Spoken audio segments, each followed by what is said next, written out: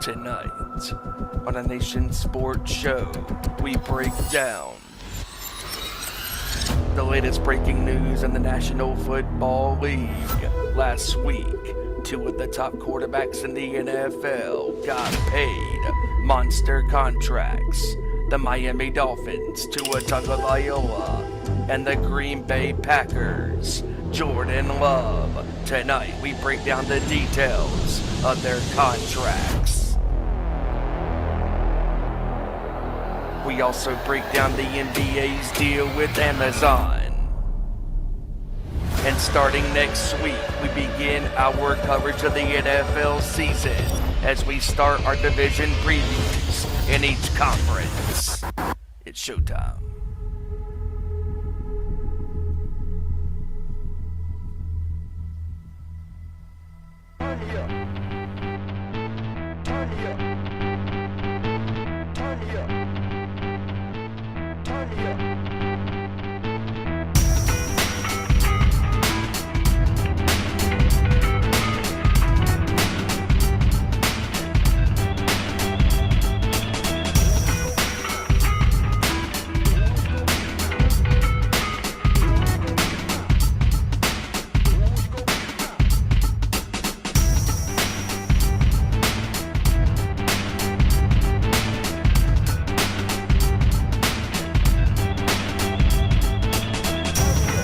Good up to the court, talking all that is sport, breaking down the latest news, scores, and more.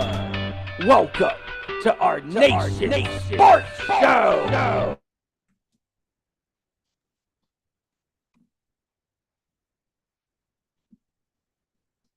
Okay. Now that we got that situated, technical glitch there, we are here. We are live, ladies and gentlemen. What's going on, everybody? It's our Nation Sports Show. It is a Tuesday. You know what that means. You wanted the best in sports talk? Well, you got the best. What's going on?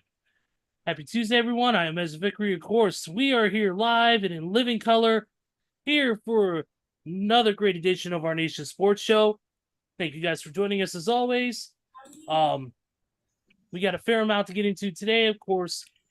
Sport, of course, we got baseball talk. We got a little bit of some NFL news, some NBA news. Of course, the Olympics are going on right now. We'll give some notes and stuff about the games and a few things that happened, including a huge performance today in one or two different sports. Obviously, we won't cover everything, but we'll cover a few things just to whet your appetite a little bit as the Olympics continue. We'll get into all of that and more in just a little bit. But first, the ways you can interact with us is, of course, at Owen_Sports Show on X, Twitter, Facebook.com/Our Nation Sports Show, and Instagram.com/Our Nation Sports Show. Don't forget to also like us here and subscribe on the YouTube channel, youtube.com/Our Nation Sports Show, where we are live every Tuesday at this time, 7 p.m. Eastern, 4 p.m. Pacific. It's going to be a great show, as always, and join us in the chat.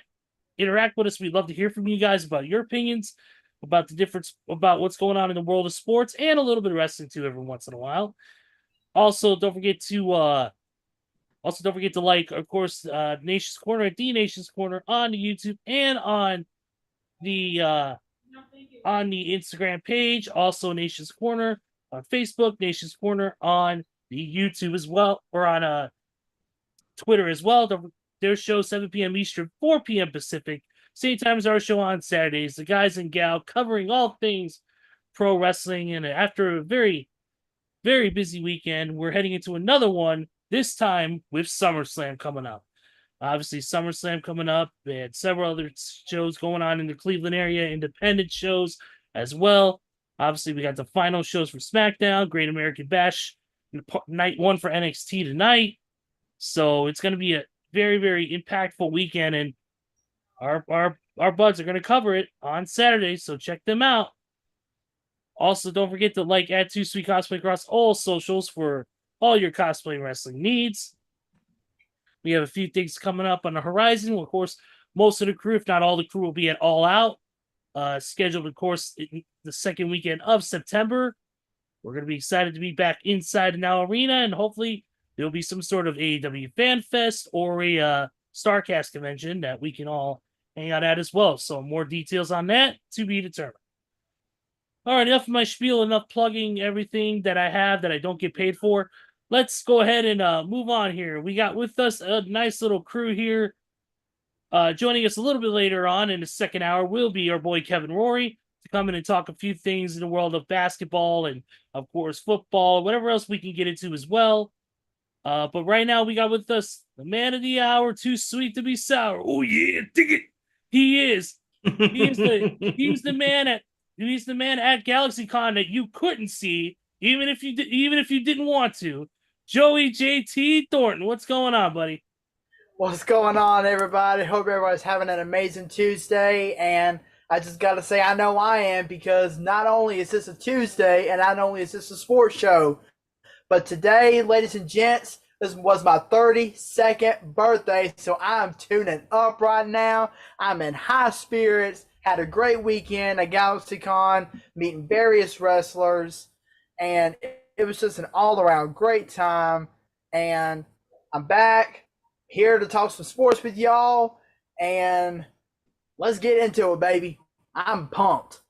Absolutely. And from all of us at our Nation's Sports Show and from the Nation's Corner, Joey, happy birthday, my brother.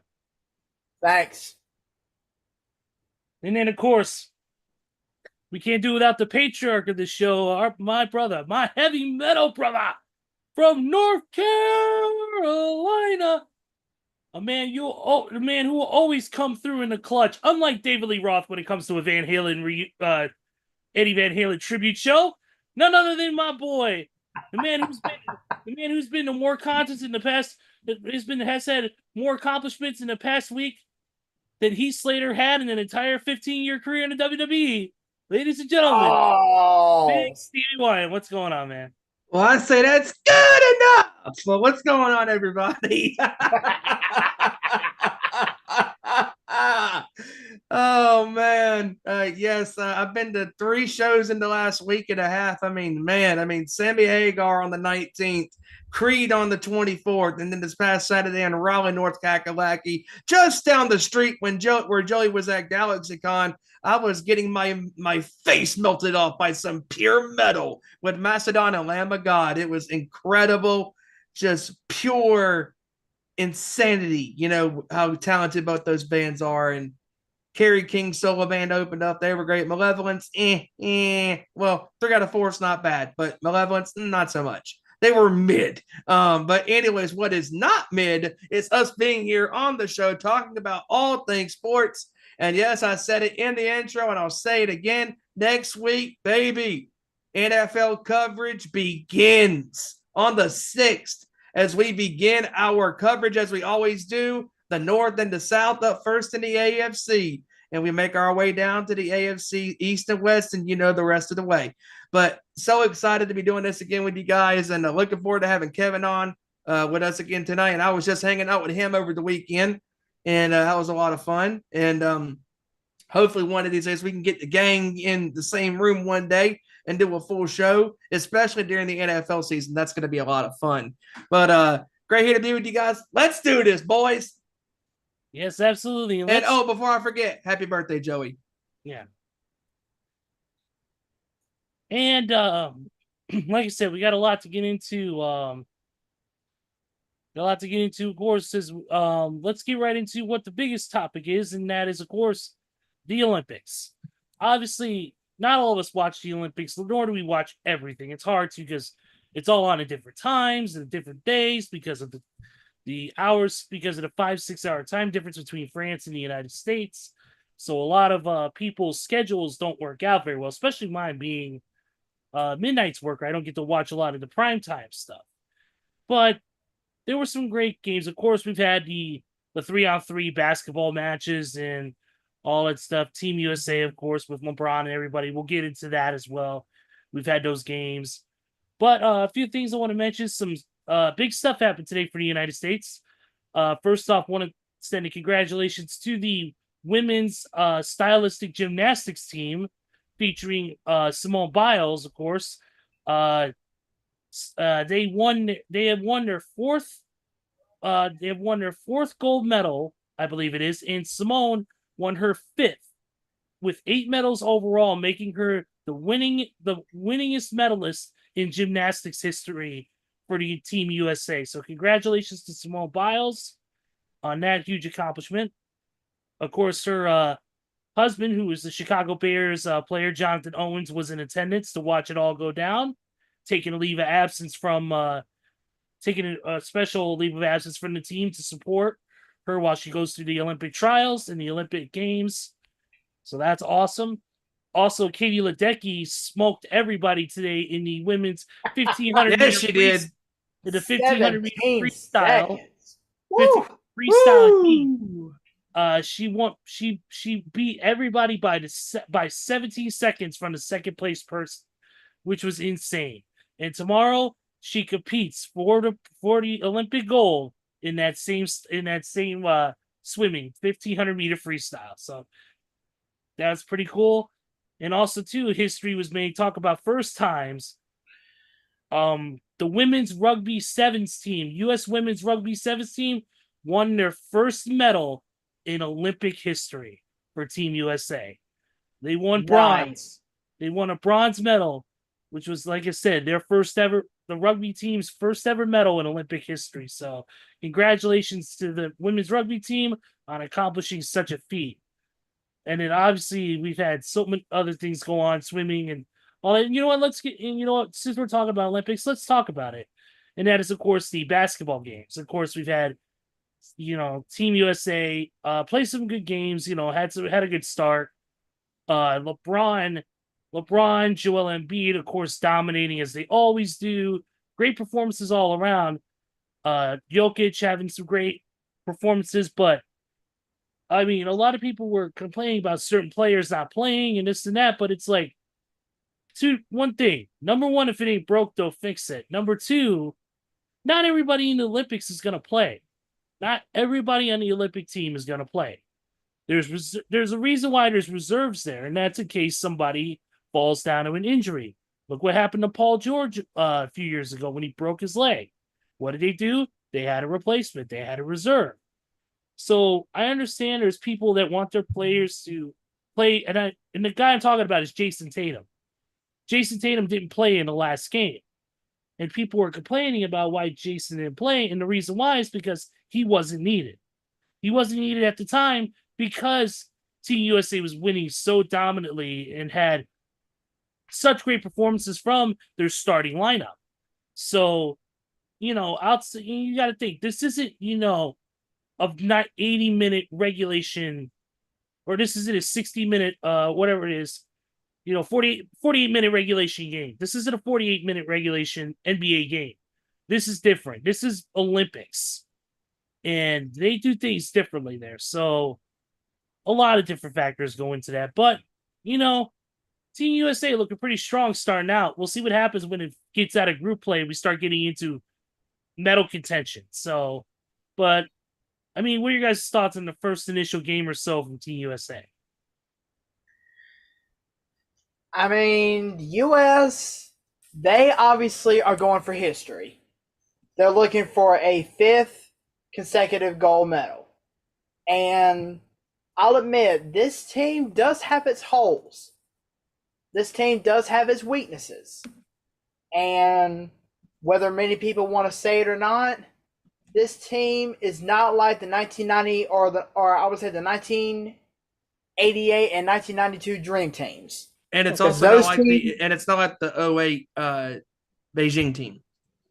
Yeah, absolutely. I mean, this team obviously has its holes, and this team has its weaknesses, which showed in the friendly matchups because we almost lost a couple of those friendly games. And oddly enough, one of the teams that almost beat us is who we're playing, I think it's tomorrow, and that is South Sudan. I mean, yeah, we're still favored by 29.5 points, but we were favored by 40 points whenever we played them in the friendly. But what happened? We only won by a single point. It took a LeBron James layup in the final seconds to win that game for us. So, yeah, U.S., I mean, they are beatable. I mean, they're beatable just like anybody else is.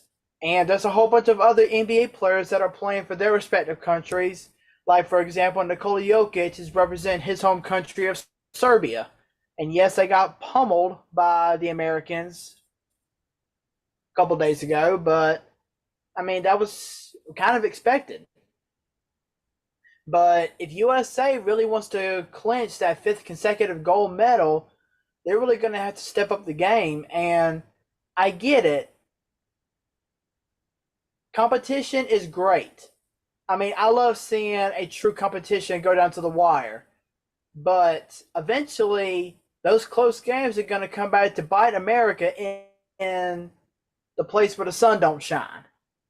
I mean, LeBron, he can say all he wants, talking about, oh, I love competitive games. Competitive games are the best. I mean, I love playing in these type of games.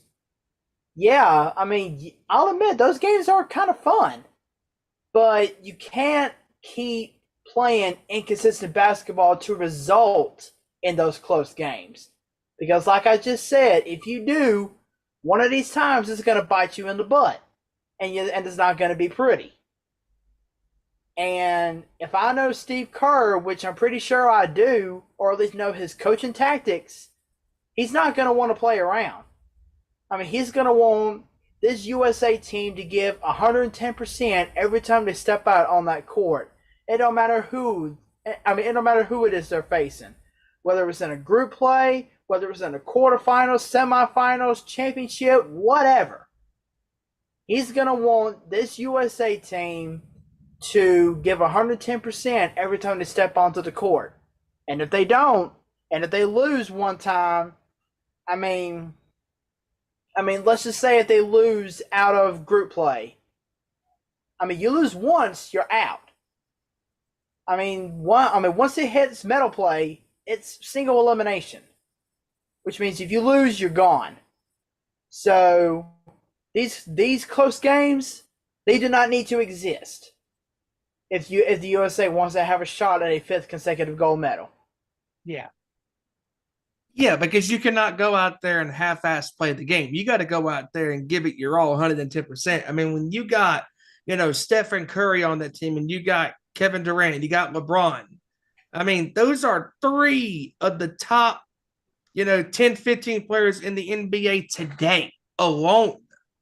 And back then when Michael and when Kobe were competing in the Olympics, they were so competitive. They were on their teams going, hey, if we want to win this for our country, we got to go out there and give it our all, and we can't go out there and, you can't do that. You have to be in the game to want to win the game. You can't just show up and think, okay, just because we have, 3 of the top, 15 players in our country on one team, that doesn't mean, we can snap our fingers and win the game. No, you got to go out there and give it your all on that court. And you can't just rely on, let's say the other night when Durant had that great first half against Jokic in Serbia. You cannot expect him to be scoring in bunches like that. Yeah, he may get his points over time, but I'm talking specifically in one quarter or one half. You have to spread the ball around when you got, Anthony Edwards and you got Durant, you got Booker and company, and obviously you got LeBron. But if you're Team USA, you got a great coach in Steve Kerr, leading this team. And if you want to have success this go around in Olympic sports, you need to go back and watch footage from other, past United States teams that have won the gold medal. Like I just mentioned, when Joey was giving his analysis, when I brought up the 2008 Beijing team in China. I mean, when you had Kobe Bryant, LeBron in his prime, Carmelo Anthony in his prime, Chris Paul, you name it, they had a roster of, soon-to-be Hall of Fame players, players that eventually most of them won titles in the NBA. You had a competitive team that went down as one of the best, one of the best basketball teams in any country that year. And that's why they won the gold medal against Spain in 2008. And that's why, the Michael Jordan-led Dream Team, with Magic Johnson and Charles Barkley and Larry Bird, Karl Malone, my goodness. I mean, that team was loaded. And this team's loaded too, but it's like today's NBA players, they that proverbial kick to the ass, to go out there and be competitive.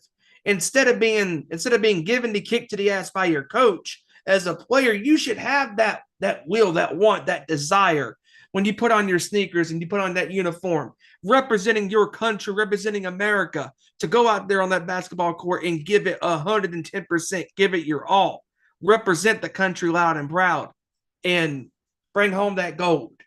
Because that's the ultimate goal if you're playing, competitive Olympic sports, for your respective country. You don't want to settle for the bronze or whatever. You want to settle for gold, and just if LeBron and KD and Steph and everybody wants to be, making history, you got to go out there and you got to want it, because it's not just going to be given to you. You have to show up, show out, and prove to everybody why you are the best. Can they do it? They can, but they have to want it more than the other team. That's right. And one prime example of this is whenever I was at GalaxyCon, I attended the Kurt Angle panel where he was able to take or do like a Q&A panel. And the first thing that somebody asked him, one of the first questions that was asked about him was his performance at the Olympics. I mean, when Kurt Angle won the gold medal at the 1996 Olympics down in Atlanta, Georgia, he won it with a freaking broken neck. I mean, but broken neck and all, he still went out and fought like hell. And he deserved. He beat a man twice his size in freestyle wrestling. Yes. It doesn't matter how big you are. It doesn't matter how small you are. What matters is what is inside of you. I mean, he broke his freaking neck on an episode of, I can't remember if it was Raw or SmackDown, but he broke his neck on an episode of, I want to say it was Raw, before he even went to the Olympics. But he didn't let that broken neck phase him. Not at all. He went out and still fought like hell. And that's the reason why he deserved to win that gold medal back in 96. Because he gave it his all. Look at and not to piggyback off of that, but you guys will get where I'm going with this, because there have been times in any sport where an athlete has went down with an injury and they're like, oh, you're coming out, and they're going, oh, hell no, you're not taking me out of this game because my team needs me. I mean, when you have that burning passion that burns inside of your every fiber of your being, you want to be out there and busting your ass and representing your country, representing your team, during a regular season or playoffs or finals or Super Bowl or what have you. And that is exactly what it takes to be where you want to be. I mean, and Kurt Angle is a prime example on why he won a gold medal 28 years ago. And even though, he won it with a broken neck in 96, he didn't let the injury change him training harder, working hard, because there's times, I've heard motivational speakers say, hey, if you are feeling, any burning effects from working out or whatever, don't let that, stop you from working hard. I can bring it back as a musician standpoint. If I'm working on a song and it's difficult to play, I don't care. The challenge is there for a reason. If you want to get better at something, you got to be wanting to better your skills and perfect your craft. And when you are in intense training to do something that you want to do, you can't let a nagging injury or, whatever, challenges you're going through affect you, how you, perfect your craft and do what you love to do.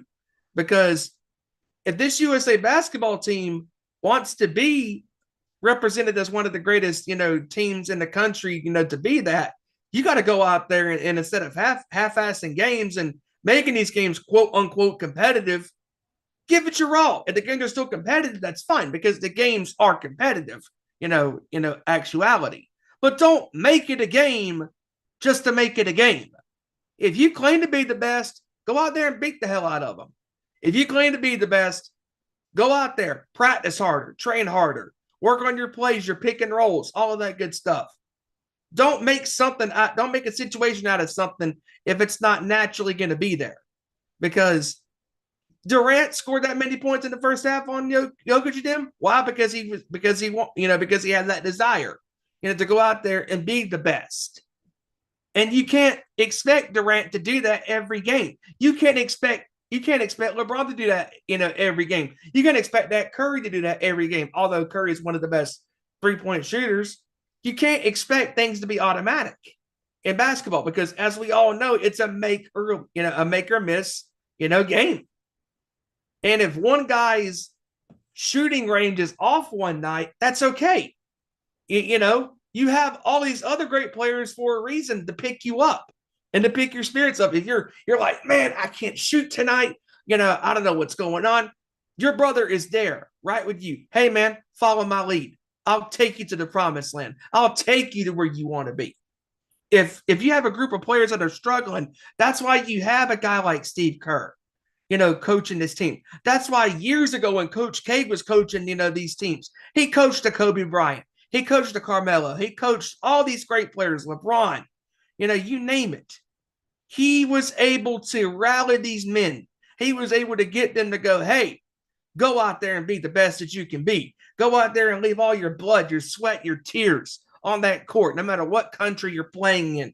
And who cares if you're playing against a better player than you? If you truly want to be the best, you got to go out there and beat the best. That's right. I couldn't say it better myself.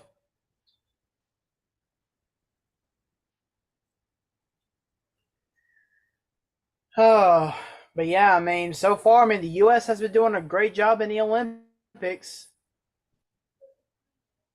Up and down this roster. They can continue to bring it.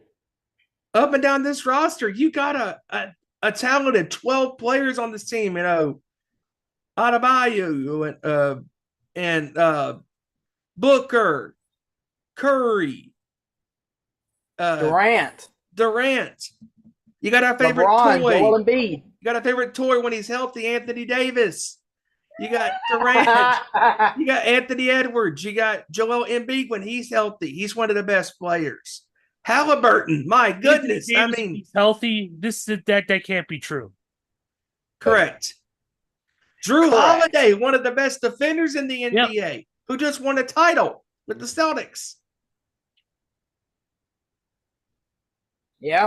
And if you want my honest opinion, I think Jaylen Brown should have been on this team. You want to put Tatum there, that's fine, but also put Jaylen Brown there. Yep, I agree. Should be nothing against Derek White. He's a hell of a player, but there's a couple of there. I would have put Jaylen Brown on there. That's just my opinion. Yeah. Yep, definitely, we'll be covering more of the Olympics coverage as it continues on with certain sports. Obviously, we got some good ones coming up. Some finals coming up that we're going to be paying close. Some of us are going to be paying attention to. So we'll talk about it next week on next week's show. But I do want to get into the NFL right now because there is some breaking news that just came out on Adam Schefter's good old Twitter account. And that is that the Chicago Bears have signed DJ Moore to a 4-year, $110 million contract extension, keeping him through the 2029 season. Nice.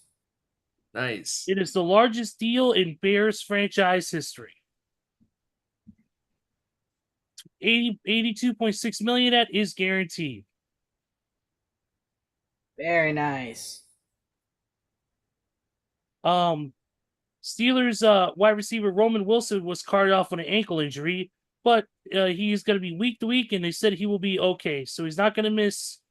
He's going to miss some time, but it's not as serious as what people originally thought. You mentioned this in the pre-show, Steven, that veteran and defensive end for the Lions, Joe Comiskey, tore his MCL at practice today. Yep, is now expected to be out indefinitely. He could possibly be back for the playoffs should the Lions make it to that point. And speaking of the Lions as well, their kicker is out with a season-ending injury as well. Yep. So they had to bring another guy in to kick for them. And man, not a good start if you're a Lions fan. Yeah. But it's very interesting, talking about the NFL. Schefter just posted a very interesting post across social media talking about, how it is interesting how Justin Jefferson, Brandon Ayuk, and CeeDee Lamb are both in similar situations. They were all drafted in 2020. Great players.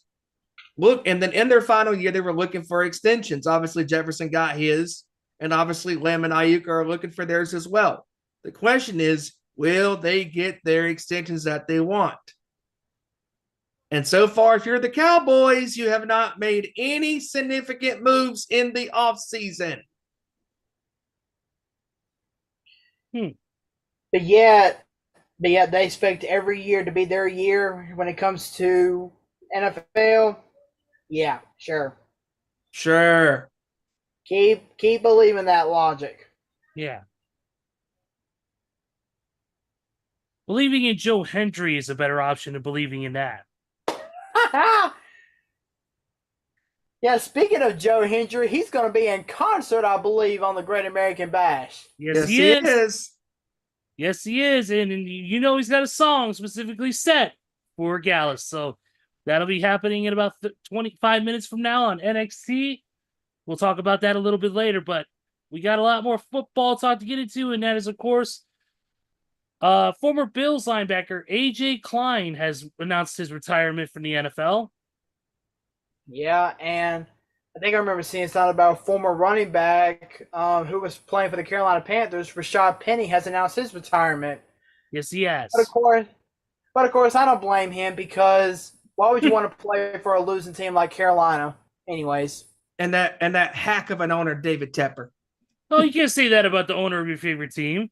Yes, I can. I just did. Got a problem with it? Fuck it. And that's what, Steve? That's it. You know what, Steven, you know what? I'm going to get you a nice Carolina Panthers jersey that has David Tepper's name on the back for Christmas. Sir. That will be a nice piece to the burning pile. Yes, I'm going to Embers roasting on an open fire.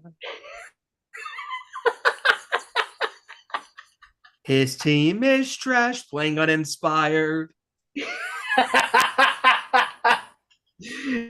Oh, Lord.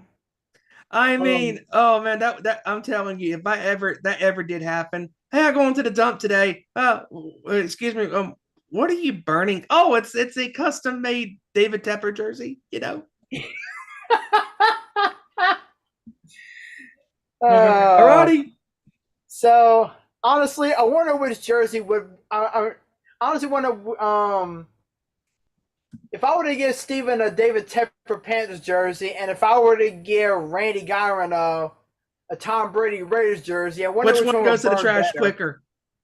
Yeah. If I'm a betting man, it's Randy with the Brady jersey. Yep. That's my pick. Jets head coach Robert Saleh says that Aaron Rodgers will not be ready this preseason. He will not unlikely play. No shit. This weekend is also the Pro Football Hall of Fame with the Hall of Fame game. And what is being on Thursday night.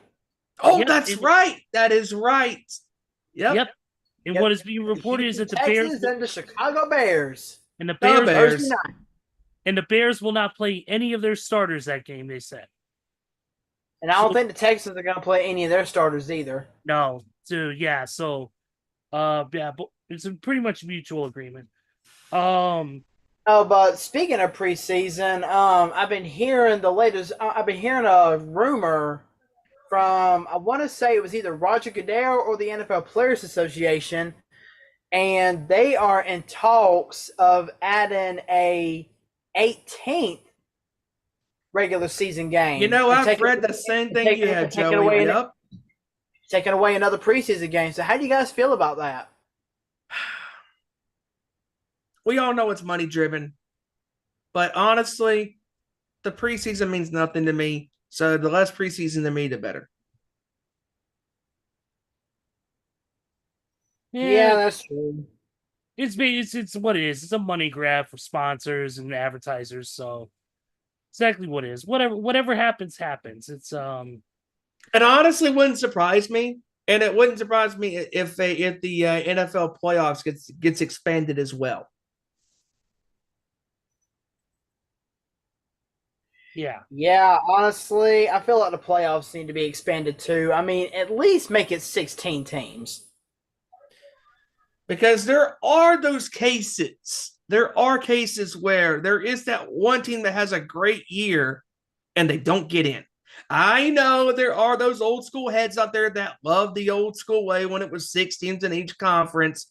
But there has been times during those years when it was just 12 teams in the playoffs where there was those teams in the NFC and the AFC that had a great run, but they just missed the playoffs by the skin of their teeth. Exactly. I mean, take for example, I mean, and I understand that I understand that a division winner needs to enter the playoffs every time, but I mean, would you really? I mean, if it were to really come down to things, and I'm just throwing two random teams out there, believe me, I would honestly like to see let's just say, 10-6 Falcons team get in over, and I'm just gonna say a 8-9 Rams team. I agree, because that means I mean, six teams that were qualified, and then there's that one team, obviously the 7th seed, that's mediocrity most of the time. There has been times where, like, let's say the Steelers a couple years ago when they barely got in, and they were so bad, they did not deserve to be there, and Kansas City absolutely stomped them out of the playoffs. Yeah. And that was absolutely. Roethlisberger's last year in the NFL. So, I mean, if they do expand, I'm okay with it because, I mean, the more football, the better.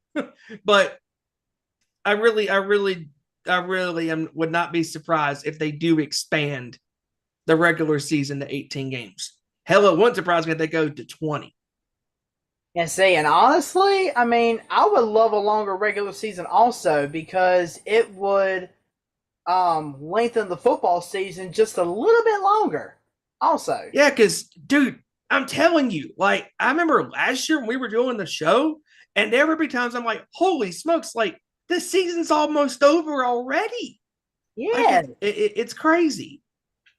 Absolutely crazy. Before you know it, it was already September. Like, all right, season just started. The next thing you know, it's December, and the season's pretty much over. Exactly. Yeah, I agree on that. Let's see here. Also, it was announced that Kareem Jackson has signed a 1-year deal with the Houston Texans. Houston does it again. Nice. And Kareem Jackson is a very solid defensive player. He's a very, very, very, very incredible defensive player. But, you know, speaking of NFL and these contracts, I mean, I know it's probably going to come up a little bit later, but there were a couple of quarterbacks that got some big time money. Yeah, they got paid. Yes, they did. Woo! I would love to earn those kind of contracts. Trust me. Yes, and as I'm scrolling through here, I'm scrolling through here trying to pull the stuff up. Taylor Decker has agreed to a 3-year, $60 million extension. Speaking of the Lions from earlier, he's their left tackler. He's 3 years, $60 million extension. So, little payday for him. Cowboys defensive end Sam Williams suffered a season-ending torn ACL. First padded practice for the Cowboys. Not off to a great start for the Cowboys. Nope. Yep. Patriots defensive tackle Christian Barmore will be out indefinitely due to blood clots. Oh, yeah, I haven't seen something about that. Yeah, that's something you don't want to mess with. Nope. Yep. let's see here. And he's young too. Holy crap. Yeah, I mean, he's only been in the NFL, gosh, I want to say this is his third or fourth year, I believe. Yeah, it is. And you talked about big money contracts. Let's get right into one of the biggest ones, and that is, of course, Dolphins quarterback Tua Tagovailoa. He got paid big time, 4-year, $214.4 million contract with the $167 million guaranteed. Yep. Tua got paid. We should start calling him Tua Tonga Loaded. Dude, they backed the Brinks truck into that stadium for him, man. And then you know what? Despite, missing all that time with the concussion issues and all that, you know what? He deserves it. He's had great season. Absolutely deserves it. Great production. The guy, when he's healthy, he is one of the best quarterbacks in the entire league, bar none. So exactly, it's just that he missed so much time with the concussion issues and getting those headshots. If he were to, like I said, if he were to stay healthy, I guarantee you, he's one of the top 3, top 5 QBs in the entire fucking division. Absolutely. And not to mention, he's gonna have 3 elite wideouts to throw to this year: Tyreek Hill, Jalen Waddle, and Odell. I mean, yeah, Odell is a little up there in age, but he can still make a play whenever he wants to. Absolutely, man. Also, second quarterback to get paid, Jordan Love of the Green Bay Packers. Jordan Love got paid 4 years, $220 million. Now, I know one Kevin Rory has feelings on this. We'll let him give his thoughts on that when he comes on the show tonight. Yeah. But now, as far as Love is concerned, I have mixed feelings on the deal. On one hand, I understand why they did what they did, because he did have an outstanding second half of the year into the playoffs. But why are you paying him that kind of money off of 1 year? I agree, Steven. And look, as much as I don't like Green Bay, I don't like the city of Green Bay. And he did great. I wish it would fall into a cheese-filled sinkhole and never return. They could also take their Lambo tax and shove it up their ass. But look, Jordan Love, he's shown glimpses of greatness. He really has. He's proven that yes, he can be a quarterback in the NFL. Is he an elite quarterback who deserves to get paid like one? No. Absolutely. To me, I understand why they wanted to lock him in. Because they know that if they let him go and they don't offer him a big contract, there's going to be somebody who's going to sweep him up and take him and build him to be the next big QB if they have the right pieces together. So I think Green Bay it's not an emergency thing. I think it's just a little bit of security for the future of the franchise. I think that's why they were doing it, is because they were trying to secure him, because and honestly, Jordan Love is their best option. Yeah. And he did prove the critics wrong last year, because that's the one thing I will say about Jordan Love is the media, the national media was so hard on him, and wrongly so, because my God, this was his first year. And the game that proved me wrong with him was the beginning streak of his great second half of the year. And that was against Detroit, because he said to him, "Oh, you guys aren't going to go into Detroit on Thanksgiving night or Thanksgiving afternoon and beat this red hot Lions team. Oh, we're not? Hold our beers." Or in this case, as they say, hold our cheese and curds, because Jordan Love had the game of a lifetime in that game. And I understand why they paid him, but if it were me, I wouldn't have paid him yet. I would have paid him the next year. That's just my opinion. But but on the other hand, I totally understand why they did what they did. And we can't deny that he shredded the Cowboys, and that was glorious and that was hilarious at the same time. Yeah, Joey, I think you would probably agree with the same sentiment. It was just more or less for security of the franchise, security of the future of the franchise. It's not that Jordan Love is a bad player. It's not. It's just that he's not up to standards to a Patrick Mahomes, to a Lamar Jackson, to a Tua Tagovailoa. He's not. He's not there yet. He's Oh no. getting there, but it's a little bit of a We can't deny that Jordan Love, progression. unlike Lamar Jackson, actually showed up and played in the playoffs last year. yeah. He showed up and balled in the playoffs. Did he lose against San Francisco in the end? Yes, he did. Did he miss a couple of throws? Yes, he did. But overall, Jordan Love this past year hung in with the best, and he beat Patrick Mahomes in Kansas City. Yes, So, he did. I get it. Would I have paid him the money that they did right now? No. I would have waited the next year because he was still locked in, for at least another year or two. So I get it.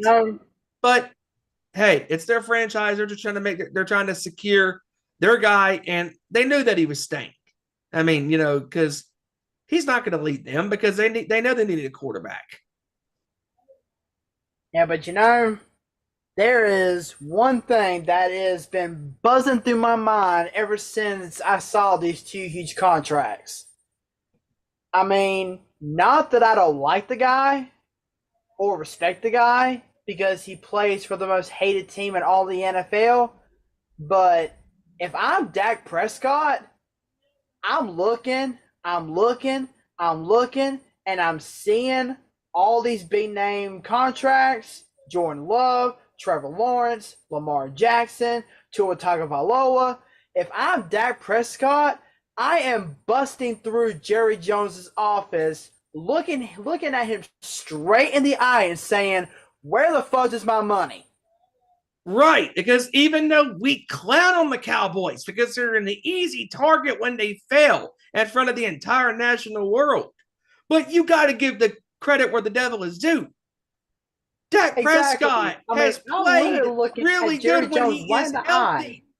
When he's healthy, Dak Prescott can play. And for those that don't know, and I know Ezra was there for it, I ranted when he was given that contract 3 years ago. But damn it, he's proven me wrong that when he's on his game, he can play. It's just that the problem with him is he has the team around him that crumbles. Is he responsible for some of their mishaps? Yes. But you can't deny talent. And Dak Prescott has talent. So if Tua Tagovailoa and Jordan Love are getting the contracts they're getting, then Dak Prescott deserves it too. Exactly. Yep. Also, we wouldn't be remiss if we didn't mention the about 5 days ago the unfortunate passing of Mike Ornstein, who is who's been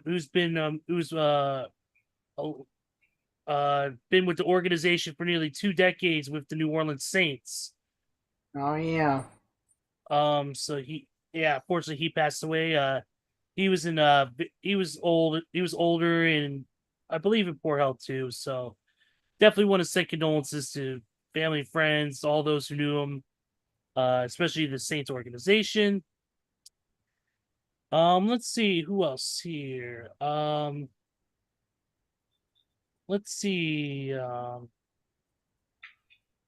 Panthers have signed former Buccaneers wide receiver Devin Tompkins, who spent the past 2 seasons with the Bucs. Good for them. Wah, wah. They're gonna suck this year. Yeah. We'll change his name to Devin Dropkins.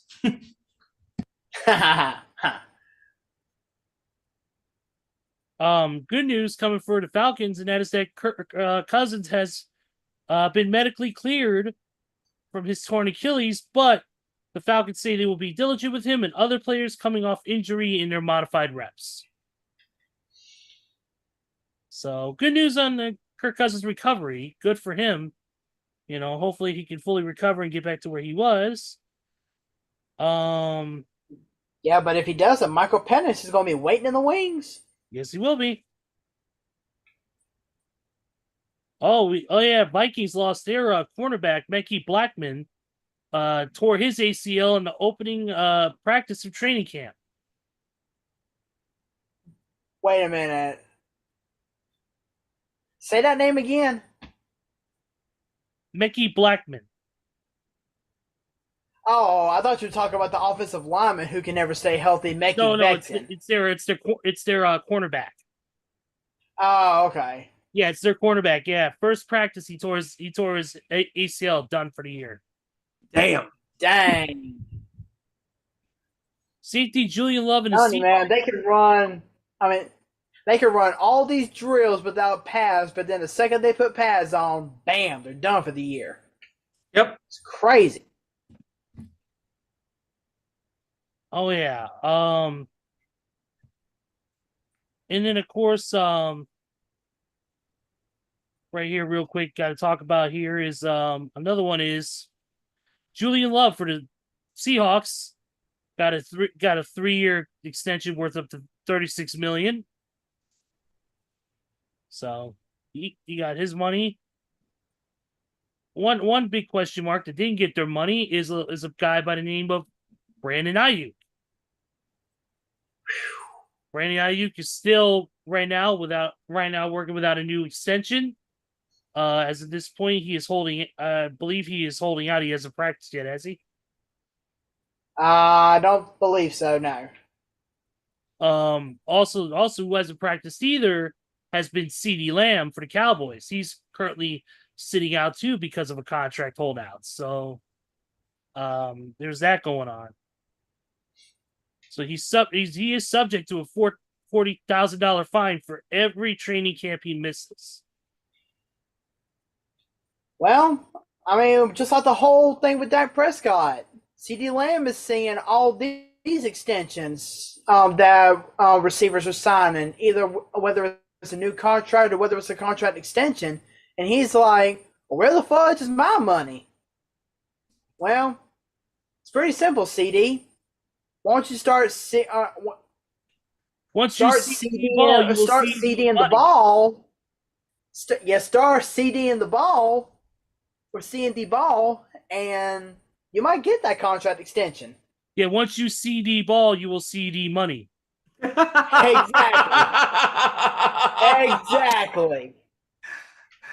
Just before the top of the hour, that is a fantastic line. Also, we got to talk about Joe Burrow's new look. Yes. Adrenaline. Why is Joe Burrow looking like a version of Slim Shady? Adrenaline in my soul, something Joe Burrow.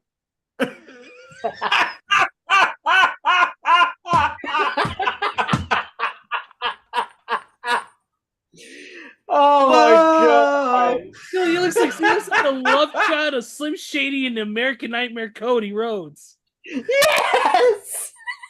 My god! I know. Eminem just came out with a new album called "The Death of Slim Shady," and we're gonna. Can we call this the Death of Joe Burrow? And then not only that, but literally like a couple days later. I mean, I can't remember the guy's name, but he's also on Cincinnati. He comes in with a blonde shaven dude just like Slim Shady also. A defensive tackle. Dude, they're calling Joe Burrow, the Bengals they're calling Joe Burrow Shim Shiesty. Shim Shiesty. But for those of you who don't know what we're talking about, Joe Burrow has buzzed his hair a little bit and has dyed it like platinum blonde. So very much similar to Cody and very much similar to Eminem and his Slim Shady persona. So a lot of people have had comparisons. Of course, one of his photos, people had taken his photo and put the American Nightmare tattoo on his neck. So photoshopped it in. So, but somebody should remake the song Marshall Mathers and change it just titled Joe Burrow. That'd be hilarious. Oh god. But yeah, man, it's hilarious. These Bengal players are just losing it. They're going crazy. Of course you'd bring that up. Let's oh my god. Let's go over to a little bit of our other favorite sport, and that is the NBA. I mean, and mind you, yes, the off season is going on. I mean, but there's still coaching changes. There's still, all different sorts of stuff going on right now in the coaching world. So, including some stuff that Adam Schefter, well, I was on his page, but then whatever. Let's see here. There is some stuff that happened. Obviously, some small time deals, nothing too major. Obviously, Tom Thibodeau signed an extension with the Knicks. Hmm. That was one of the big stories of the past couple weeks.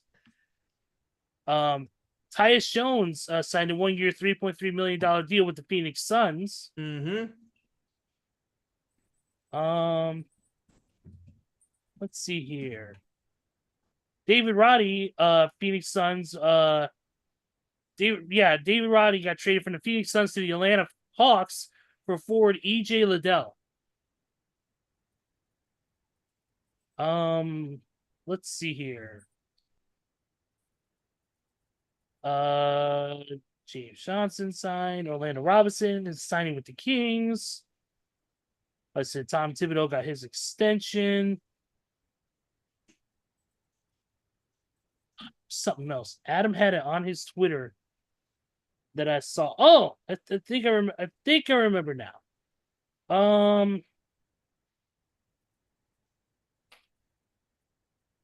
It was something pretty. I thought it was something interesting that we could talk about because obviously I've gone through all the NFL news. Don't you love that when you're trying to scroll and find something that just disappears from your radar? That's what happened to me just a second ago when I was scrolling through Schefter's page. All I did was click out of the window for a second to go to NBA.com. I went back in and it took me back to my timeline. I'm like, no, that's not what was supposed to happen. Like, seriously, come on now, bro. So that's why I'm trying to quickly get through here. That way we're not killing it, airtime. Let's see here. Working on this. Oh, here we go. Let's talk about this. Did you guys last week? I listened to most of the show. I've been kind of in and out with everything going on. You guys talked about the NBA stuff, right? The new deal. The new deal. We have not talked about that. Yep. Disney and ESPN have reached a landmark 11-year extension with the NBA and WNBA starting with the 2025-2026 season. Wow. That, and of course, the biggest news, which is causing a lot of controversy, which is NBA has decided to go back to NBC and to Amazon Prime for hosting some of their games. And you know Kevin's gonna have something to say about that also whenever he gets in here. Oh yeah. So it also means that unfortunately inside the NBA is going to be no more, as predicted. It also too the NBA has filed a TNT Warner Media has filed a lawsuit against the NBA. And good for them because I was say rightfully so. This bullshit move that the NBA just pulled and I referenced in the intro with Amazon, this is a complete money grab. You are spitting into the face of the loyal NBA fan that has been a fan of professional basketball for the last 30 to 40, 50 plus years that this league has existed. Across all the networks, CBS, TNT, NBC. You had an opportunity to put the NBA on NBC. Think about it. You just had, like, a couple of months ago, shout outs to Lance Meadow. He had John Tesh on his radio program on Mad Dog Sports Radio on one Saturday morning. And I was listening to that interview, and it was an incredible listening experience, listening to him break down the song Round Ball Rock and how he came up with the song. And the NBA had a golden opportunity right in front of them. TNT lost the deal. I get it. It happens. Things like that happen. But give it back to NBC because those were the days of the NBA on television with NBC. When the Round Ball Rock hit your television speakers, something special was fixing to happen.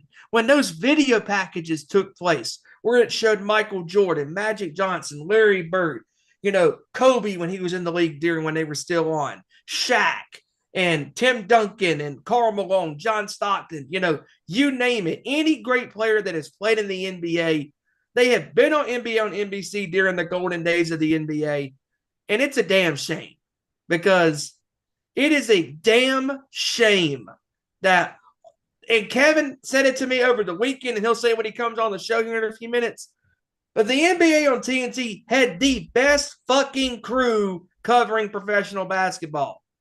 I mean, you had Kevin Harlan at play-by-play, Reggie Miller, Candace Parker when she was on there. My goodness. I mean, I'm forgetting a bunch of names off the top of my head, but obviously we can't forget about the best damn pre- and post-game show, the Inside on the NBA. Inside the NBA had the best pre- and post-game show in sports. Not just basketball, sports. Exactly. Because Charles Barkley, because Kenny the Jet Smith, because those guys, they didn't have a teleprompter in front of them. They didn't have, hey, hit this line, hit that line, hit this player, that player. They said whatever the fuck was on their mind. That's right. And Steven, you're forgetting one very important name prior to him Marv being named Albert. Now, Marv Albert, but I was also thinking prior to being named the head coach of the Golden State Warriors, Steve Kerr. Steve Kerr was there. Yes, Steve Kerr, Marv Albert calling all those games. Mike, what's his name? My God, what's it? I can't think of his name. Mike, and also not to mention before he unfortunately passed away, Craig Sager. Yes, Craig Sager. Yes, incredible broadcaster. Incredible. This is gonna bug me. I'm trying to think of the dude's name that called games with Marv Albert on TNT and NBC.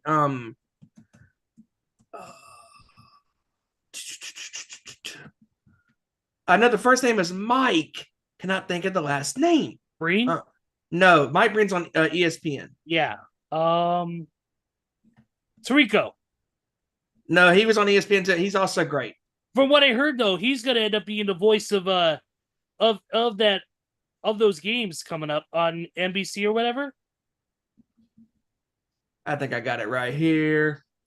It's been a while since I remember that stuff.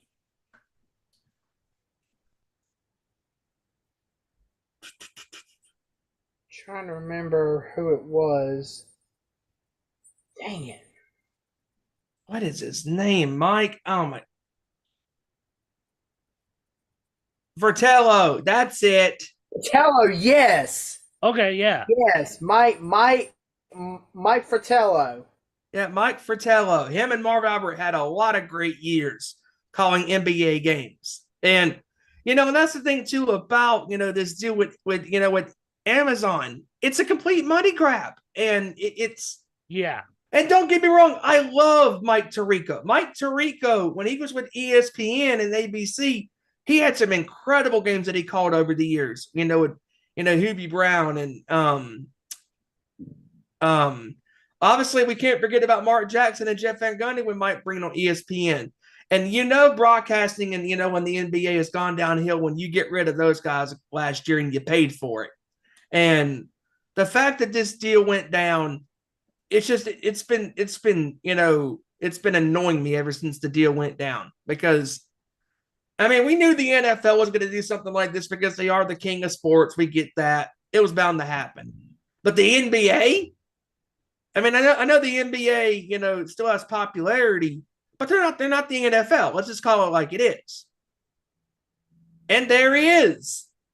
Hey! Just in the nick of time. K-Rod, Kevin, Rory, you were with me over the weekend. We were talking about this deal with the NBA and how it's a bunch of bullshit with Amazon, and he came on at the right time. And I know you got a lot to say on this.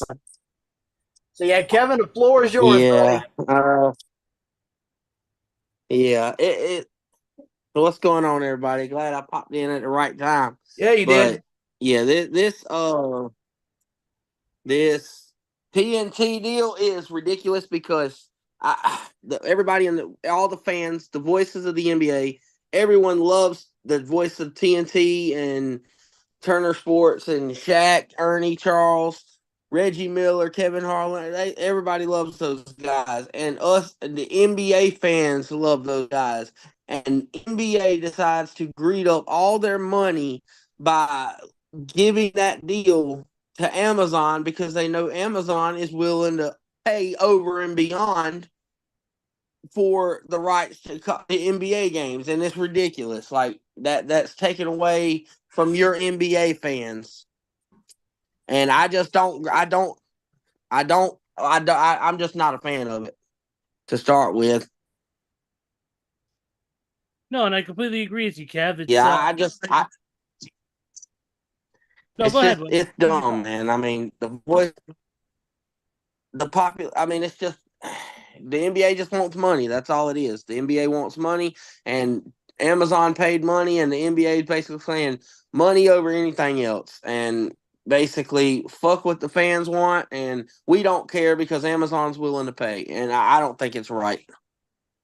I agree. And we said it before you came on, and I know I said it, especially because you had a golden opportunity to give the NBA fan back NBA on NBC to bring back that classic theme song in sports, Round Ball Rock from the great John Tesh. Instead, you go with a complete money grab.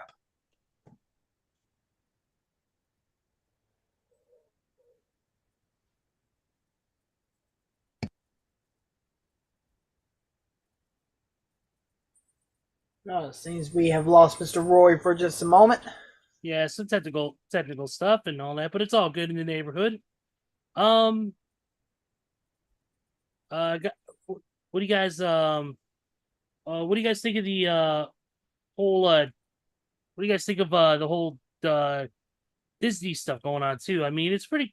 I mean, that right there is not surprising because ESPN's been doing this, for the last 20 plus years. So that deal was bound to happen too because they've been covering the NBA since the NBC deal, went away in 2002. And that deal I think was still bound to happen, and we all saw that one coming because, I mean, they've been covering the NBA Finals for the last 21 years. Oh yeah.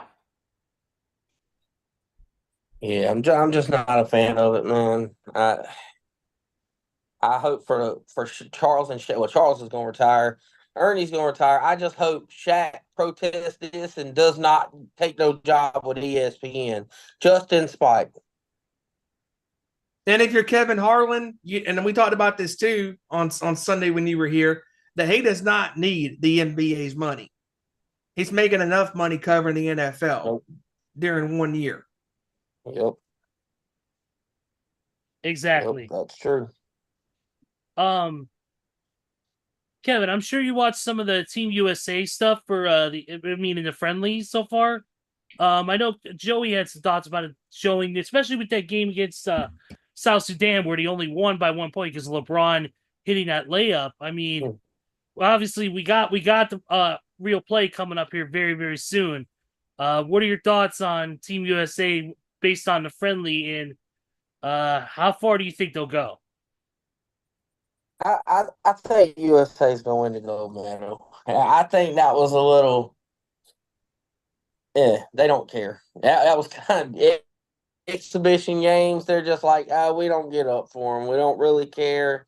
That's what I think it was more than anything because you seen what they did to Serbia the other night when it was a game that counted. Yeah, they absolutely beat the dust off of Serbia and Nikola Jokic. So. And that's a team they would get up for, as they did in the Jokic, because they know what they have to face. But I will say this about this team.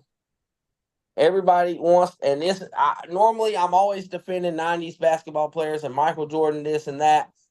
As far as USA ball, the dream team of the 93, 94, that they were playing a bunch of plumbers. There was 2 international players in that era that played in the NBA.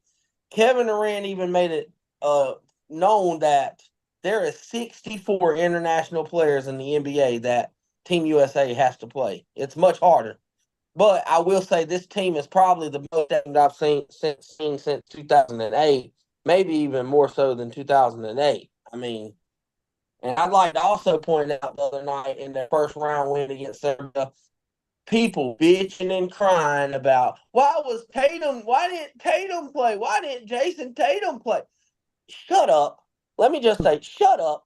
This team is so stacked. You can't give everybody minutes. I'm sorry. There's 12 guys and 40 minutes in a game.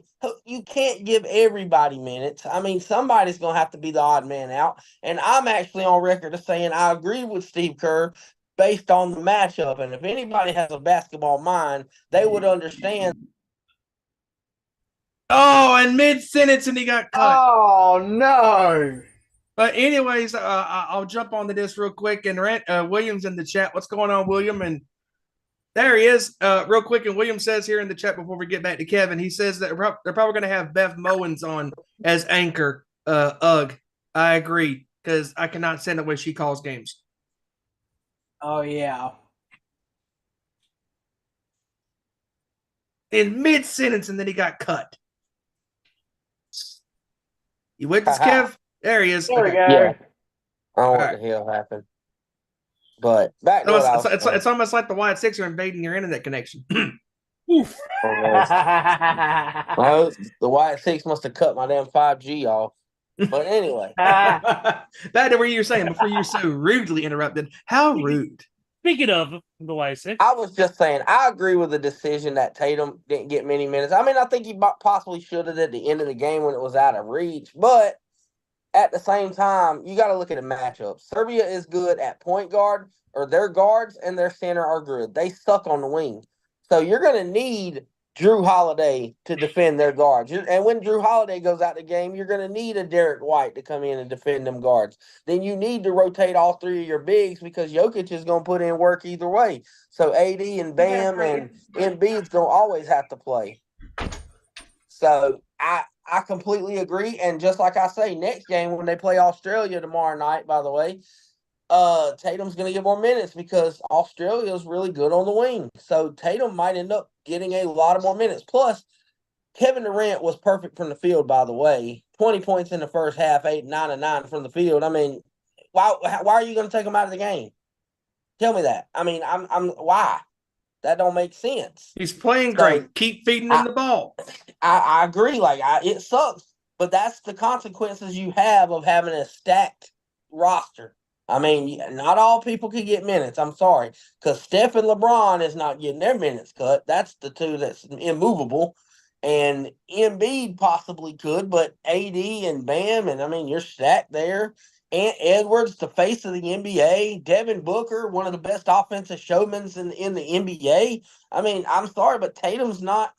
He don't have one thing that stands out from any of them. And he's a great player. Don't get me wrong. I love Tatum, but it's just they got 12 great players on Team USA. Not everybody's going to get minutes. Somebody's going to get the shit into the stick.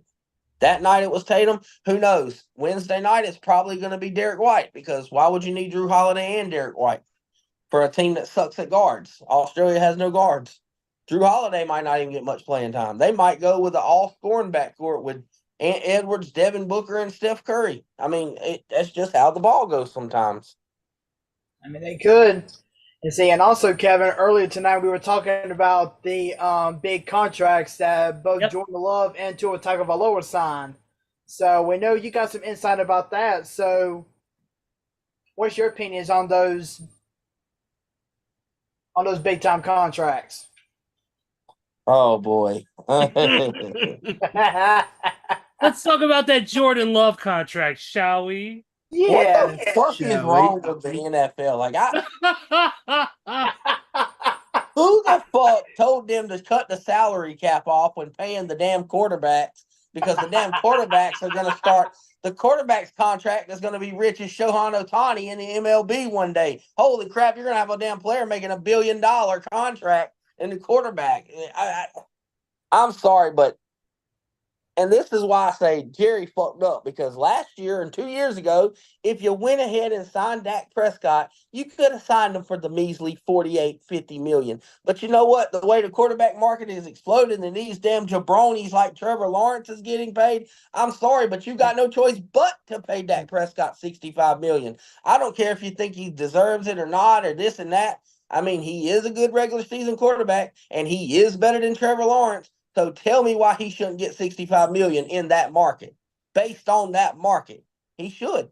And it's blasphemous that I'm sitting up here defending the damn Dallas Cowboys for the last 2 weeks. But you know what? I will say that about Dak. He deserves the same money and more if you're planning on giving Trevor Lawrence, because let's be honest, you paid Jordan Love for what he did in 9 games. If that's the case, then you should pay Dak Prescott what he did in the 15 regular season games last year. Third in MVP votes behind Brock Purdy and Lamar Jackson. So why not? I mean, seriously, whenever we were talking about this, I literally was saying the exact same thing. I was like, if I'm Dak Prescott and I'm on social media seeing all these quarterbacks getting signed to these big-time contracts, I would be barging into Jerry Jones's office, looking him straight in the eye and saying, where the fudge is my money? I'll just say this about the Cowboys and Jerry.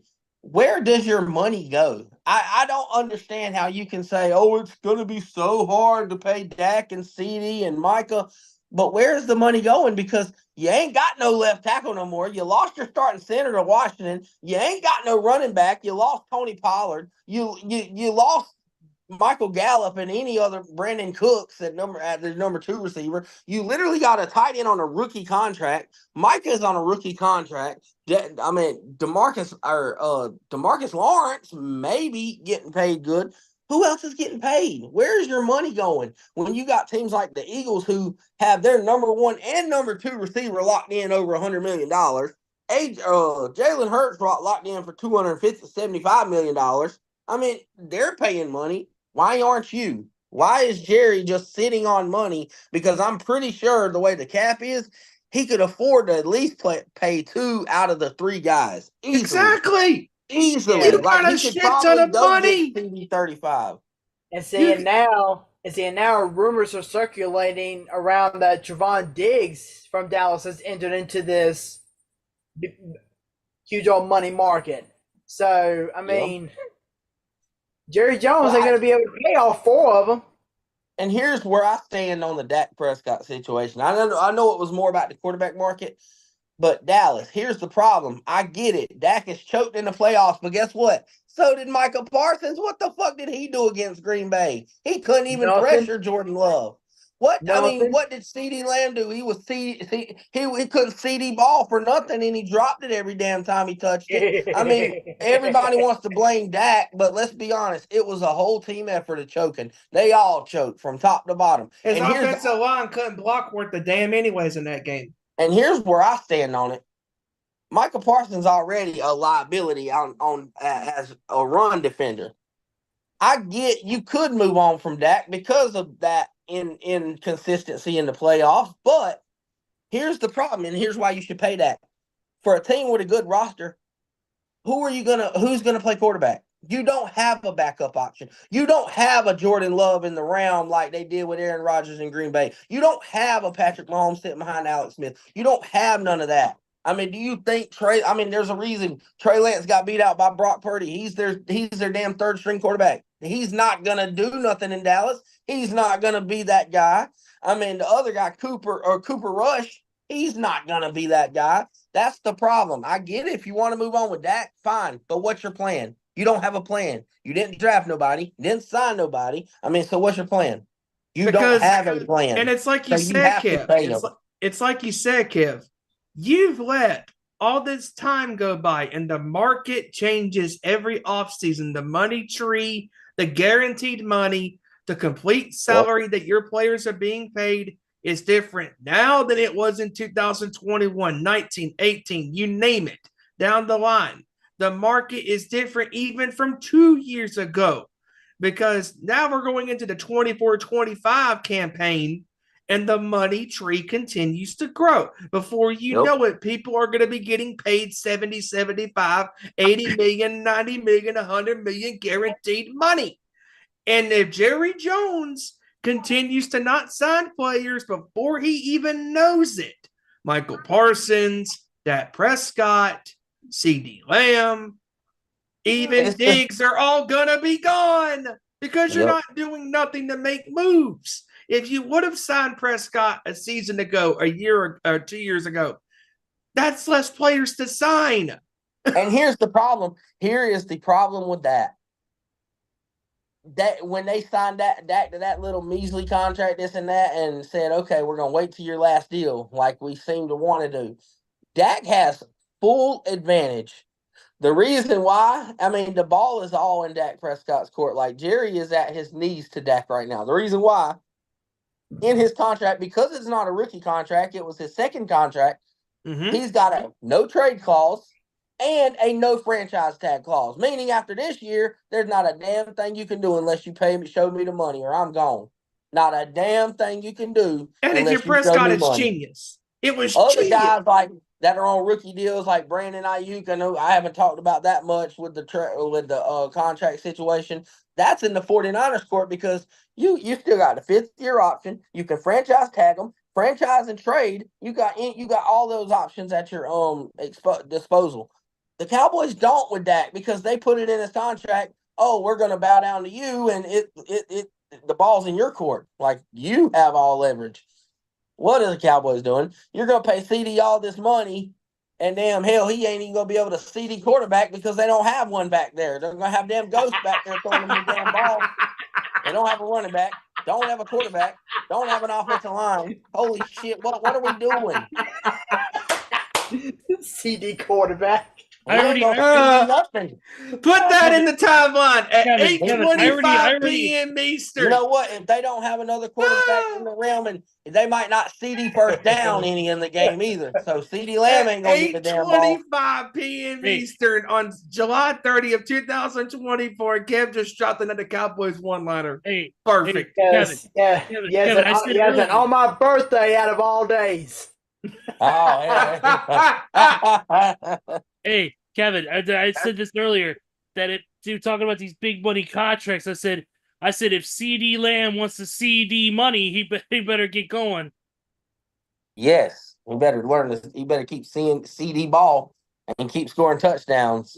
Because honestly, I feel bad because if they don't have no quarterback throwing the ball, then he will never CD end zone because he ain't gonna get no catches. He's gonna have like 3 touchdowns all year. I mean, let's be honest. I mean, Jesus Christ, I get it. It's a difference between. And here's another stat I want to bring up to you. I think I told you the other day, Steven, but people shit on Dak, and I love to shit on Dak too because, yeah, we beat the shit out of the Cowboys every year. But what's the difference? Why doesn't Lamar get the shit on? Why don't he get shitted on? Because of that's his playoff? true. His postseason is probably worse than Dak Prescott. Everybody wants to bring up the Tay Flowers fumble, but what did Lamar do literally the possession after? Threw a pick in the red zone against the Chiefs. Everybody wants to bring up Dak, but, I mean, there's quarterbacks that's been just as bad. Jordan Love, for example, and I know he's a young cat, so I'll give him the benefit of the doubt. But when pressure got tight against San Francisco, Brock Purdy in that offense went down and scored, and Jordan Love threw picks. That's how it is. Pressure bust pipes, and I mean, the pressure was too big. It's been that way for Dak, but he's the only one that gets shitted on. Did Dak Prescott really give up 48 points to the Packers, or did the Cowboys defense give up 48 points to the Packers? Let me just be honest about that. But everybody points straight to Dak, and I'm like, oh, cut it out. Come on. So you're telling me you wouldn't rather have Dak Prescott over Trevor Lawrence? Yeah, okay. You wouldn't rather have Dak Prescott over Tua turn the ball over? Holy shit. Yeah, I mean, literally the Brucey from the longest yard every time I see him. It's Tua turn the ball over because if it ain't no 5-yard screen pass to Tyreek Hill that's going 85 yards, then it's going to be a turnover. I mean, and he gets $53 million? Oh, my Jesus Christ. You could put a damn paraplegic back there at quarterback, and he could damn do a better job than Tua in that offense. But you're paying him $53 million. Oh my God. This quarterback. You paid Trevor Lawrence off of one game when they beat the Chargers in a comeback. You know what? All I know is I know when it's time to get paid, I know I'm going to be happy for my boy because Brock Purdy's about to damn hit 67, 68 million as well as he deserves it based on this damn quarterback market. Holy shit. But who, by the way, let me just bring up that in the top 100 players of 2025 so far, Brock Purdy debuted at number 28. Not too bad for a damn Mr. Irrelevant after 1 year of starting. Also, I do want to bring up this too. And Madden came out with their overall ratings and everything. And your boy runs. Oh yeah, Christian McCaffrey, running back, 99 club. Overall rating was 99. Yep, 99. The 99 club. Beautiful. Weird, the best juke, the best change of direction, and the best catching out of running backs. Pretty nice. Awesome. Pretty nice. Love to see it. Love to see it. Now let's just hope that Christian McCaffrey can beat the Madden curse. Honestly, it's possible. I mean, hell, Mahomes beat it so bad it came back on Antonio Brown 3 times for them. That's hard. So Mahomes been on that shit twice and still beat the Madden curse every time. So hey, it's possible. Anything's possible. Lamar beat it too that 1 year, so it's possible. It is possible. Okay, guys. I know this is not football I'm talking about. This is crazy to think about this. This just broke for GCW for this week, for Friday, August 2nd. Matt Hardy will make his GCW debut. And he's about to learn what 3 letters mean. MDK. Oh! Matt Hardy versus Nick Gage. Oh my God. Wow. Wow. The king, one of the kings of extreme, he's the king of ultra violence. Wow. Oh, that's gonna be so insane. Gage. Yes, I wanted to bring that up real quick. And also too, Kevin, Tom Thibodeau signed an extension to stick around with the New York Knicks. What are your thoughts on that? Good deal. Good deal. Tom Thibodeau has done good. I agree. I just hope he don't run his players into the ground, because he does got a history of injuring or coaching his players so hard to where they get injured. And don't. I don't want to bring up repressed memories, please. Oh yeah. Oh no. I know that. Yes. But they do got a positive. They got the Iron Man himself, Mikal Bridges, who hasn't missed a game since before college. So they got the Iron Man on their team. They should be all right. Yeah. Yeah, they got the Iron Man on the team. They'll be fine. But I know we talked about a bunch of stuff. We talked about the Olympics to start with, man, and we talked about we talked about the basketball, but we also talked about the 3 big moments that happened today. Number 1, the U.S. Women's Rugby Sevens team won their first ever medal in Olympic history for the USA. Number 2, awesome. The women's gymnastics team won gold, beating all opposition by 6 points by 6 points or more. And Simone Biles winning her 5th gold medal, her 8th overall, being the winningest gymnast in Olympic history. Nice. And then also too, at the women's 1500 meter heat today to determine placements, Katie Ledecky beat the second place competitor in the heat by 17 seconds. Damn. Nice. She was probably already out of the pool and back to the locker room by the time all the other players swam back. You know what? She won by 17 seconds. That's 16 more seconds than the Panthers had to lead all of last season, by the way. Just had to throw that reference in there. That's probably also 15 more. That's probably also 15 more seconds than Tom Brady lasted with Giselle. Hence why there's a deflated ball issue and he got divorced. Oh no! Yeah, 17 seconds was as fast as Antonio Brown got off the sideline with his shirt off, running to the locker room. Where I'm all is for censoring Antonio the Carolina Brown? Panthers. They should censor Steven's favorite team. They should censor the Panthers like the U.S. Network censors WWE fans chanting in the middle of the show. Just cut it off. Cut it out. Every time they show David Tepper's face in the skybox, cut the camera, cut it. Cut, print, check the gate. Moving on.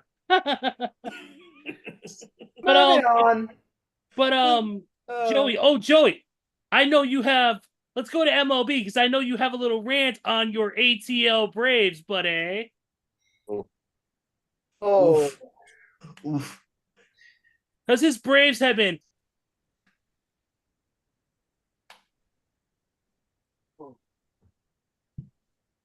they've been diving down harder more than Wile E. Coyote after getting blown off the hill by the Acme Corporation. oh, Jesus. Damn, that was brutal. Damn. Don't feel bad, my Brutal. wife. Don't feel bad, my wife. My wife sucks at. My wife sucks. I've been in the toilet more. Have been in the toilet more than a guy after eating Taco Bell all day. Oh God. Jesus. Go ahead, Joey. Uh, Floor is yours. okay, so I figured we could let me wrap up the start show off with this this. rant by asking a very simple question. W P And this, F. yeah, and this can be answered before I go on my rant. So the question that I want to ask is, whenever players from a team get hurt, they're out for an extended period of time, or for the rest of the season, or even if it's just for a couple of weeks or a couple months, what is supposed to be that team's philosophy? 3 words. Next man up. But is Atlanta doing that? No, they're not. Because, excuse my French, Brian freaking Snicker is a fucking little asshole that needs to get his butt out of Atlanta ASAP. Last night, we bring in a pitcher who I've never heard of before. Never heard of before. He pitches 4 innings, allows only 1 hit, and the Braves are up 2-0 going into the top of the 5th, or going into the bottom of the 5th. Everything's fine until Snicker decides to do something stupid and pull his butt out and puts in a pitcher who can't pitch his way out of a wet paper sack. And that, of course, I'm talking about Jesse Chavez. Chavez didn't do worth a flying piece of poop. I mean, the dude gave up 3 runs on like 4 or 5 hits in 1 2/3 innings. And just like that, the 2-0 lead we had, gone. But yet, I mean, you can't blame this Braves performance right now on these injuries. And I'll admit, we are losing quite a bit of people. We are missing quite a bit of people. Spencer Strider, Ronald Acuna Jr., Ozzy Albies. I mean, I get it. We're missing some guys. But you also got to play to your heart's content every time you step out on that diamond. But you're not doing that. I mean, we had a freaking 8-game lead in the wild card standings. Where is that now? Oh, it's flushed down the freaking toilet. Because the Braves don't know how to win a freaking game to save their freaking lives. I mean, Austin Riley is struggling. Matt Olson is definitely having a horrible year. Not like the year he had last year. Marcell Ozuna, praise be to him, he's the only one pulling the weight right now for the Atlanta Braves. I mean, I just cannot figure out this Atlanta Braves team. I mean, my dad and I were talking about the Braves quite a bit earlier today whenever I was on the phone with him. And my dad, he knows his sports. He knows his baseball, his basketball, his football. So I totally believed him when he said that if he were the manager of this Atlanta Braves team, he would take all 25 of those players, whip them up into shape, and go out and crush team after team after team with this exact same lineup. And I believed him because Brian Snicker Yes, he has a World Series title under his belt, but Snicker is not the manager that everybody thought he was going to be. And I mean, the Braves even had a silent team meeting amongst just the players. Not the front office, not the manager, not the coaches, just the players. They had a silent team meeting before their series against the Mets, and Snicker was not invited. So that lets you know right there that these players are frustrated. They are frustrated with Snicker's antics, and they are frustrated with the fact that Snicker keeps blowing them these games, but yet our stupid butthole of a general manager, Alex Anthopoulos, ain't doing nothing about it. And I mean, we were supposed to be one of the top buyer teams when it came to this MLB trade deadline. But how many moves did we pull off? One move. And that was with the San Francisco Giants, where we brought back World Series MVP Jorge Soler and Luke Jackson. That's it. That's all we did in this trade deadline. And we were supposed to be one of the top buyers? Alex, what are you doing? Oh, that's right. You're not doing diddly squat. So maybe Snicker's not just a problem. Maybe you're the problem too. Maybe you need to pack your bags and get out of Atlanta and join Brian Snicker. Because I guarantee you, regardless of what happens, I don't care if we go undefeated the rest of the season and win the World Series. Snicker needs to get his butt fired and sent out of Atlanta quickly.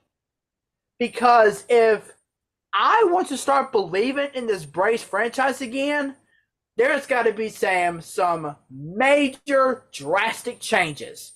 And right now, I've lost all hope in this Atlanta Braves team.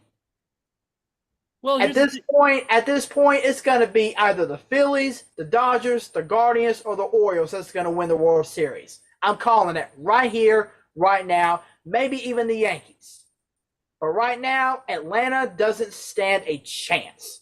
And unless they get their heads out of their own asses and start doing something right, Atlanta is not going anywhere for a long time. Just saying. Well, as far as Snicker goes, maybe somebody needs to go out there and tell him, you're not being yourself. Maybe you just need a Snickers. Oh, I got that reference. God, oh Jesus. did you guys happen to go over the new NFL kickoff rules for this? Oh, we coming did up? not. No, we did Go not. ahead, dude. Go for it. Listen to this crap. Okay, so onside kicks will be illegal before the fourth quarter. The team must be losing to kick an onside kick, and the team must announce into the whole stadium and the opposing team that their intention is to kick an onside kick.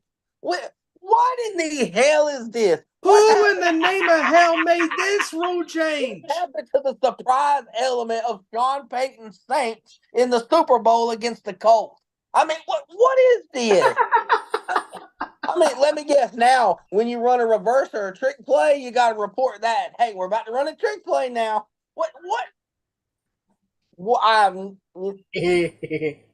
we take one step forward and 6 steps back, because that's what this kickoff rule did. Because I don't know if you guys know or told everybody, but the new kickoff now is where it's like I think the UFL kickoff rules or something like that, where Yeah, something like that. Yeah. you can't move, so it's a lot more funner for the guy returning the ball and easier to break one and score a touchdown or something. So that was good. And then the NFL puts this crap out there and it takes 6 steps back because, like, what? Hey, everybody, we're losing. I'm going to kick it onside kick. We're going for it here, so be ready.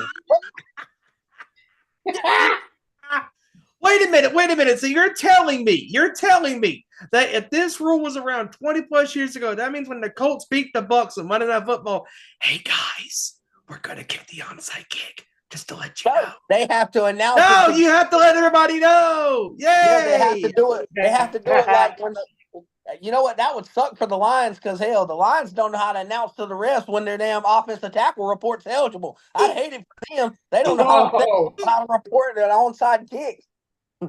Penalty flag, failure to report an onside kick on the offense. 5 yards, 5 yards from the spot. Repeat. Kickoff. I mean, what happened to the element of surprise? Is that what sports is supposed to be? Oh What it's my supposed to be. god! Honestly, these new, honestly, these new kickoff rules sound just like sending Ezekiel Elliott out as an offensive lineman. If that's the case, then a running back should be reporting to the coaches and the referees. Hey, I'm actually going to be stepping in as a center. What? Okay. I'm getting my ass blasted. Oh my god! I got one little thing I want to rant about too, and it's Oh, semi-sports related, so it won't take long. Just had to get it off my chest while I'm on the air before I get off. But anybody out there play the new college football 25? I'm about to once they get me an Xbox. This sim engine is fucking broke. I'm tired of getting to the playoffs with my dynasty, Florida, by the way. I'm tired of getting into the playoffs and seeing Sam Houston State beat Georgia 63-10. Why are these FCS schools? Liberty beat Georgia, or Liberty beat Alabama 68-3. What? Oh my god!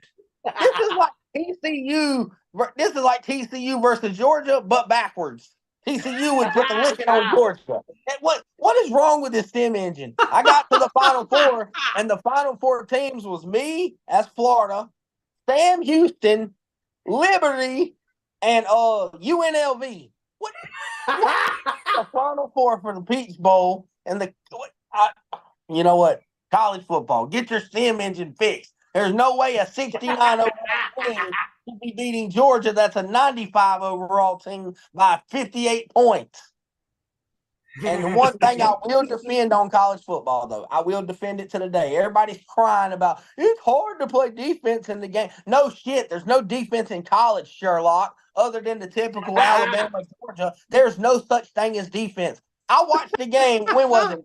2 or 3 years ago. I don't know if you guys remember. Texas A&M and LSU went to 7 overtimes, and it was like 69 to 72. Yes, sir. 70. Listen, defense in college is like offense in the Carolina Panthers organization. Yes. Yes. Yes, defense in college is like the Cowboys in the playoffs. It's not existent. Oh, But brutal. Oh. I agree with EA. But other than that, I got to say, EA really outdid themselves, and they blew away the last 6 Maddens just with college football. Not just about being college, just the gameplay in general, the celebrations, the animations, the crowd hostility, like playing inside like some hostile environments even on varsity level is hard as shit to play. Let me just be honest.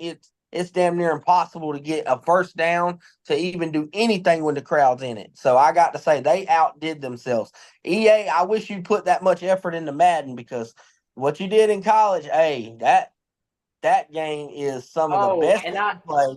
Yes, and not to mention all the videos I've seen in which how trying to figure out how to use the freaking kicking meter.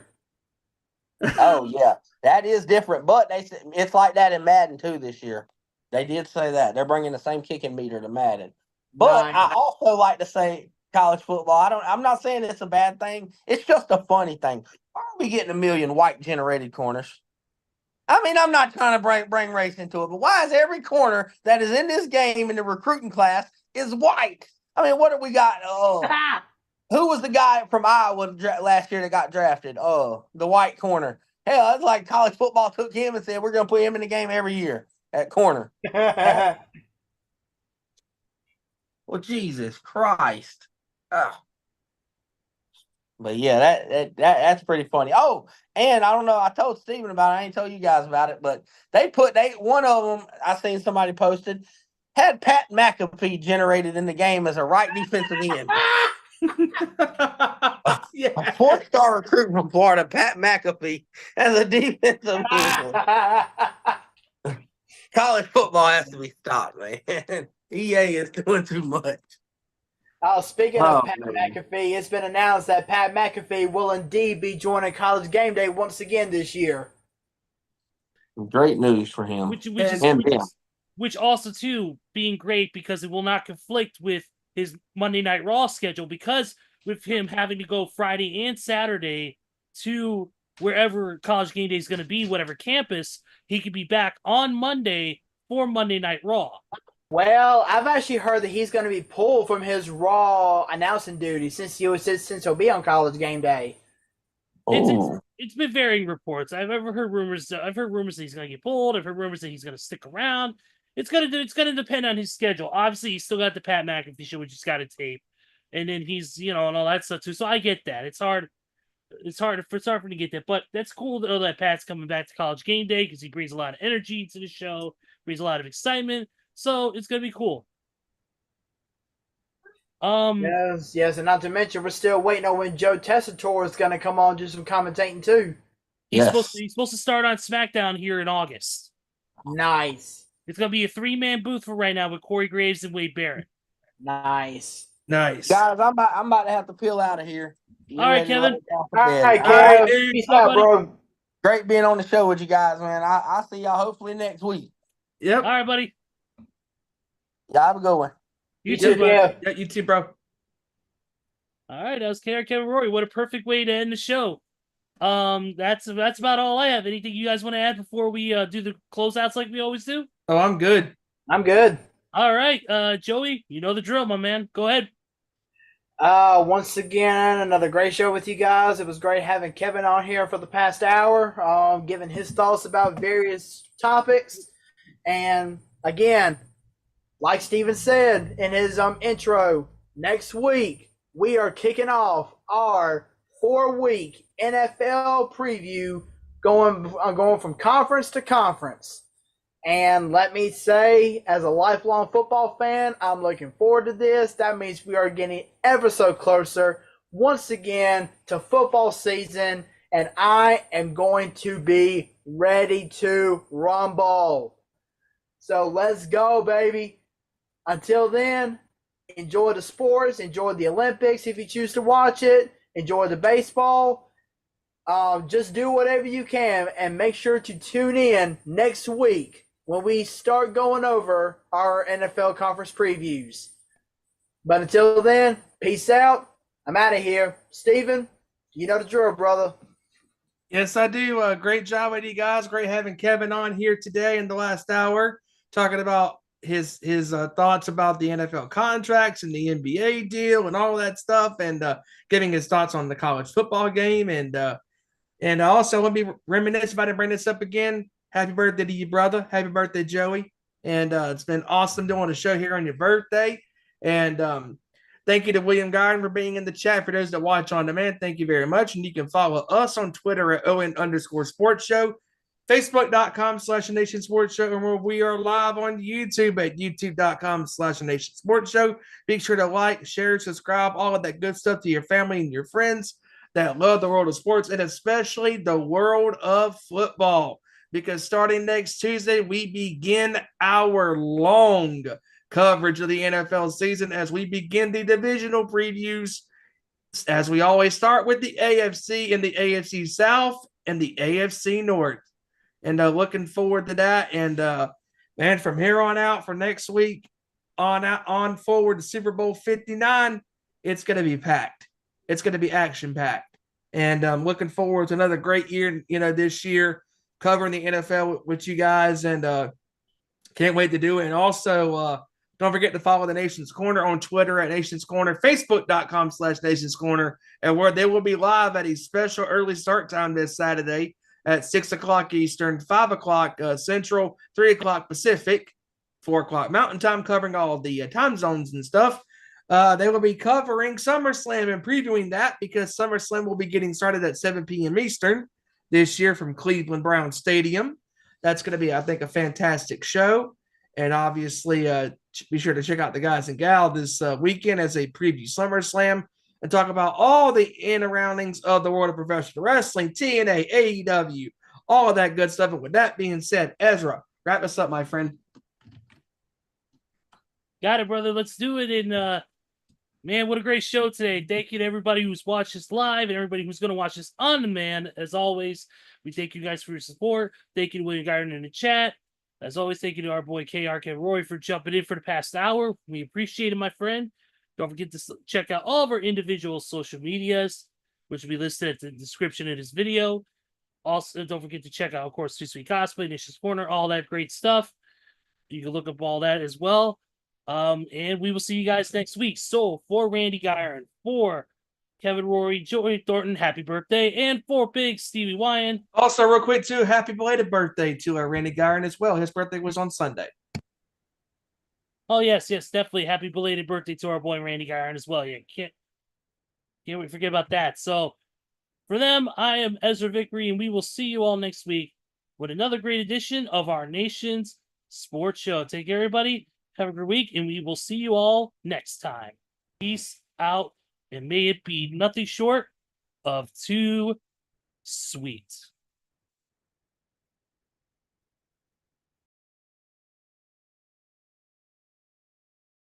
Turn me up.